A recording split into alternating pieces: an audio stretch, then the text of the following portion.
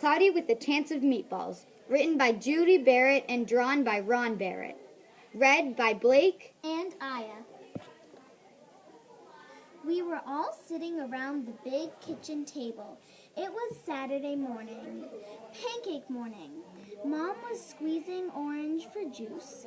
Henry and I were betting on how many pancakes we each could eat.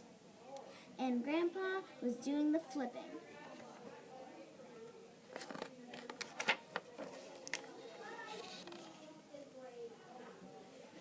Seconds later, something flew through the air, headed toward the kitchen ceiling, and landed right on Henry. After we realized that the flying object was only a pancake, we all laughed, even Grandpa. Breakfast continued quite eventfully.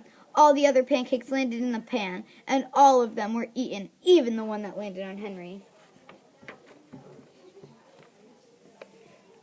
That night, touched off by the pancake incident at breakfast, Grandpa told us the best tall tale bedtime story he'd ever told. Across an ocean, over lots of huge bumpy mountains, across 3 hot deserts and 1 smaller ocean, there lay the teeny town of Chew and Swallow.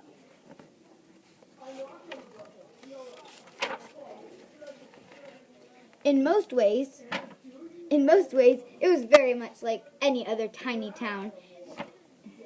It had Main Street lined with stores, houses with trees and gardens around them, a schoolhouse about 300 people, and some assorted cats and dogs.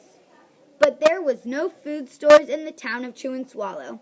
They didn't need any. The sky supplied all the food they could possibly want. The only thing that was really different about Chew and Swallow was its weather. It came 3 times a day, at breakfast, lunch, and dinner.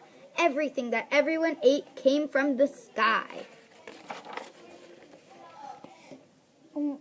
Whatever the weather served, that was what they ate. But it never rained rain. It never snowed snow. And it never blew just wind. It rained things like soup and juice. It snowed mashed potatoes and green peas. And sometimes the wind blew in storms of hamburgers.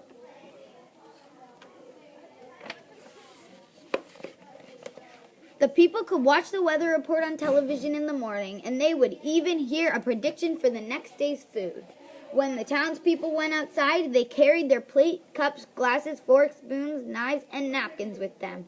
That way, they would always be prepared for any kind of weather. If there were leftovers, and there usually were, the people would take them home and put them in their refrigerators, in case they got hungry between meals. The menu varied. By the time they woke up in the morning, breakfast was coming down. After a brief shower of orange juice, low clouds of sunny side-up eggs moved in, followed by pieces of toast. Butter and jelly sprinkled down for the toast, and most of the time it rained milk afterwards. For lunch one day, frankfurters, already in their rolls, blew in from the northwest at about 5 miles an hour. There were mustard clouds nearby, and then the wind shifted to east and brought in baked beans. A drizzle of soda finished off the meal.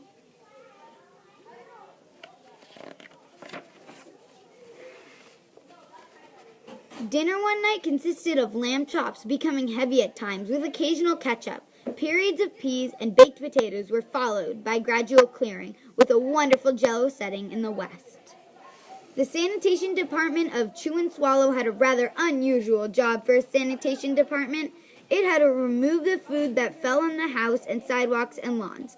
The workers cleaned things up after every meal and fed all the dogs and cats. Then they emptied some of it into the surrounding oceans for the fish and turtles and whales to eat. The rest of the food was put back into the earth so that soil would be richer for the people's flower gardens.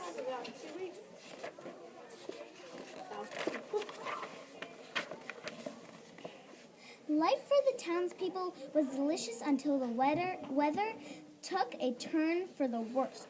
One day there was nothing but gorgonzola cheese all day long. The next day there was only broccoli all overcooked. And the next day there were Brussels sprouts and peanut butter with mayo. Another day there was pea soup fog. No one could see where they were going, and they could barely find the rest of the meal that got stuck in the fog. The food was getting larger and larger. So were the portions. The people were getting frightened. Violent storms blew up frequently. Awful things were happening. One Tuesday, there was a hurricane of bread and rolls all day long and into the night. There were soft rolls and hard rolls, some with seeds and some without. There was white bread and rye and whole wheat toast. Most of it was larger than they had ever seen bread and rolls before. It was a terrible day. Everyone had to stay indoors. Roofs were damaged, and the sanitation department was beside itself.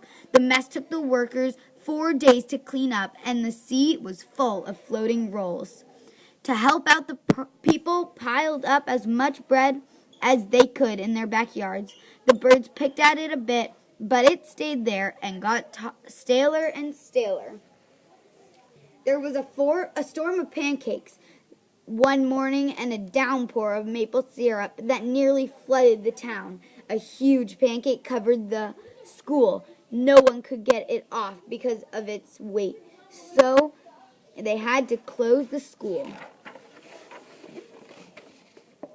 Lunch one day brought 15-inch drifts of ice cream, cheese, and jelly sandwiches. Everyone ate themselves sick, and the day ended with a stomachache. There was an awful salt and pepper wind, accompanied by an even worse tomato tornado. People were sneezing themselves silly and running to avoid the tomatoes. The town was a mess. There were seeds and pulp everywhere.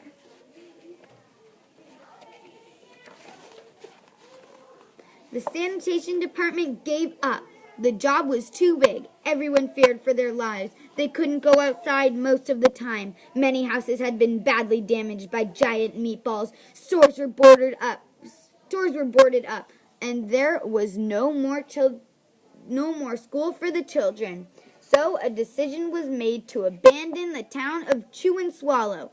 It was a matter of survival. The people glued together the giant piece of stale bread, sandwich style, with peanut butter, took the absolutely necessities with them, and set sail on their rafts for new land. After being afloat for a week, they finally reached a small coastal town which welcomed them. The bread had held up surprisingly well enough for them to build temporary houses for themselves out of it. The children began school again, and the adults all tried to find places for themselves in the new land. The biggest change they had to make was getting used to buying food at a supermarket. They found it odd that the food was kept on shelves, packaged in boxes, cans, and bottles. Meat that had to be cooked was kept in a large refrigerator. Nothing came down from the sky except rain and snow. The clouds above their heads were not made of fried eggs. No one ever got hit by a hamburger again, and nobody dared to go back to Chew and Swallow to find out what had happened to it. They were too afraid. Henry and I were awake until the very end of Grandpa's story. I remember its goodnight kiss.